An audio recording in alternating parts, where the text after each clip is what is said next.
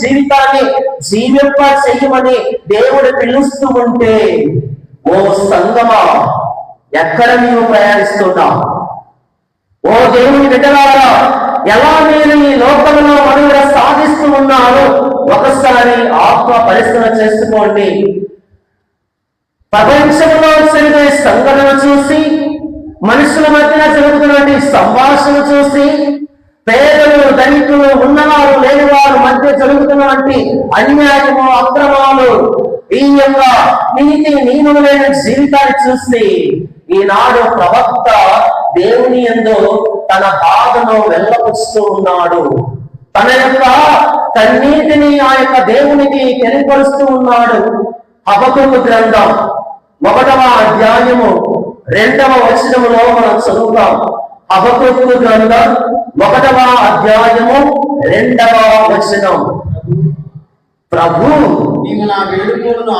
నీవు నా వేడుకోలను ఆలకించుటకును మమ్ము హింస నుండి కాపాడుటకును నేనింకను ఎన్ని నాళ్ళు మొరపెట్టాలి? ప్రేస్తలో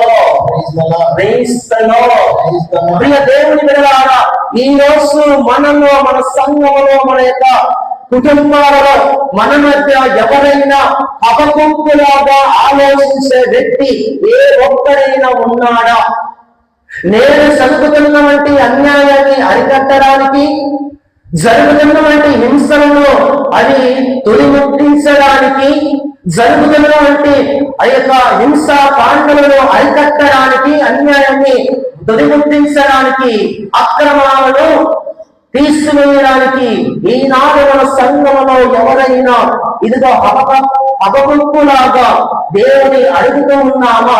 ప్రియ దేవుని బిడ్డలారా, అందరము కళ్ళు తెరిచి చూస్తున్నాం, అందరము ఎదురు చూపులతో చూస్తున్నాం.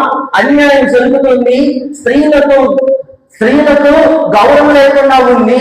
చిన్న బిడ్డలను వారి యొక్క మంచితనానికి, లేకపోతే సున్నితనానికి, లేకపోతే వారి యొక్క పవిత్ర జీవితానికి ఈనాడు ఆటంకం జరుగుతూ ఉంది.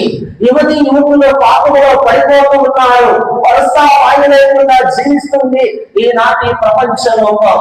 మరి ఎవరైనా అయ్యా ఇది తప్పు, ఇది ఒప్పు అని మన సంఘములో, మన కుటుంబాలలో, మన గ్రామాలలో, మన నేత్రాసనాలలో, మన ప్రపంచంలో ఎవరైనా మాట్లాడుతూ ఉన్నారా?